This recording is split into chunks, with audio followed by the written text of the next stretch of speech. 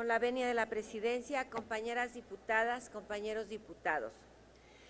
Las iniciativas en materia energética que remitió el Presidente de la República a la Cámara de Senadores y que hoy se someten a la consideración de la Cámara de Diputados constituyen un agravio al pueblo de México y, por lo tanto, esta soberanía tiene la facultad plena de rechazarlas. El Presidente de la República tiene la potestad que le otorga la fracción primera del artículo 71 constitucional de iniciar leyes o decretos, pero su contenido no puede contravenir los altos fines que persiguen los preceptos de la Constitución y por eso sus iniciativas son cuestionables. Por una parte, es evidente que las iniciativas que se someten a nuestra consideración no se sujetan al principio de legalidad contenido en el primer párrafo del artículo 16, al que toda autoridad debe sujetarse. El presidente va más allá al disponer unilateralmente de los bienes de la nación sin haber consultado previamente al pueblo de México, como lo prevé la fracción octava del artículo 35 constitucional, por tratarse de un tema de trascendencia nacional.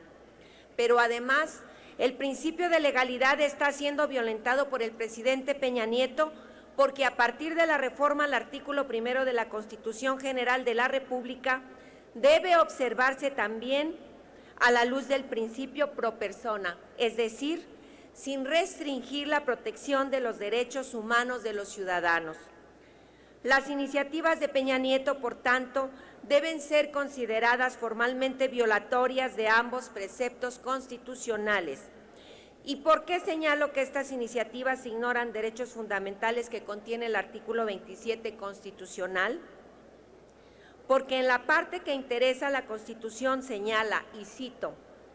tratándose del petróleo y de los hidrocarburos sólidos, líquidos o gaseosos en el subsuelo, la propiedad de la nación es inalienable e imprescriptible y no se otorgarán concesiones. Solo podrán otorgarse, dice el texto constitucional, con el propósito de obtener ingresos para el Estado que contribuyan al desarrollo de largo plazo de la nación. Por supuesto, en el que ésta llevará a cabo las actividades de exploración y extracción de petróleo y demás hidrocarburos mediante asignaciones a empresas productivas del Estado o a través de contratos con estas o con particulares en los términos de la ley reglamentaria. De lo expresado, se deduce que las leyes secundarias en materia energética son contrarias a la Constitución, pues, por una parte, la nación continúa ejerciendo un derecho de propiedad del que no ha sido despojada a través de ningún decreto expropiatorio, y por otra, las iniciativas no nos justifican el caso de excepción que el propio texto constitucional considera de poder otorgar concesiones cuando el Estado requiera ingresos que contribuyan al desarrollo de largo plazo de la nación. Si el argumento fuera que por desarrollo de largo plazo de la nación se entiende el dotar a los mexicanos de los medios necesarios para proporcionarles una educación de calidad, garantizarles el derecho a la salud, a la vivienda, a la alimentación, a un medio ambiente sano, al empleo o para proteger cualquier otro derecho contemplado en la Constitución, estaríamos entrando a un tema que al día de hoy, por la reforma al artículo primero constitucional al que he aludido, no podemos separar y que se refiere a la protección de los intereses fundamentales de los mexicanos. El derecho del pueblo mexicano a la subsistencia ha sido omitido en las iniciativas presidenciales enviadas a nuestra consideración, porque al residir en la nación y no en el presidente la propiedad del petróleo y de los hidrocarburos, el presidente de la República carece de facultades para poner en riesgo los recursos referidos que son de los mexicanos.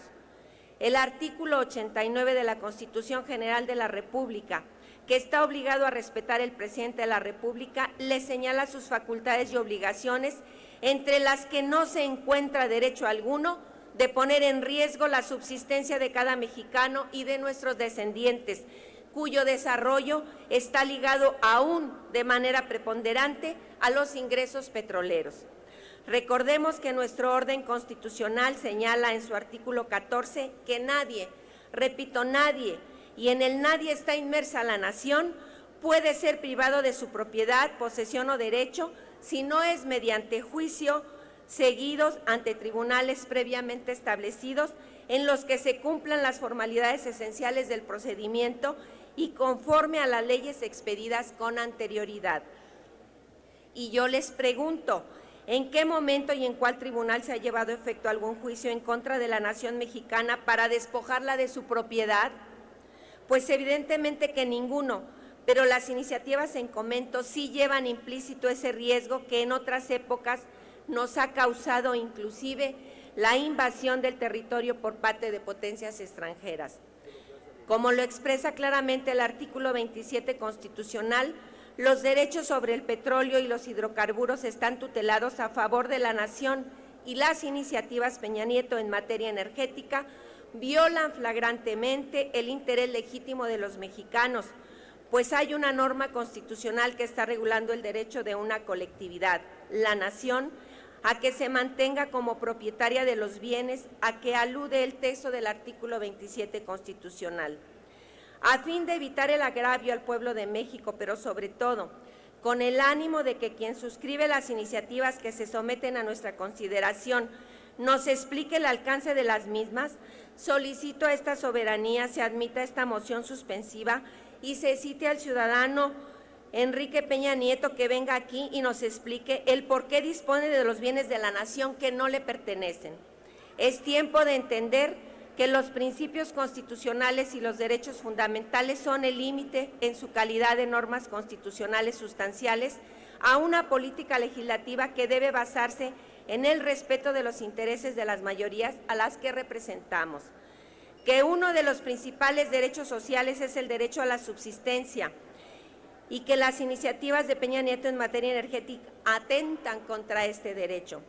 Pero lo que debe quedar bien claro es que ninguna mayoría, ni la que se puede conformar en este órgano colegiado, puede legítimamente decidir la violación de un derecho de libertad o no decidir la satisfacción de un derecho social. Es por lo aquí sostenido que el Partido del Trabajo desde esta tribuna hace un llamado a los consumidores a unirse a torno a la defensa de sus derechos tutelados por la propiedad, por la propia Constitución y promoverá los amparos necesarios para defender el interés legítimo que nos asiste. Es cuanto, diputado presidente. Muchas gracias, diputada.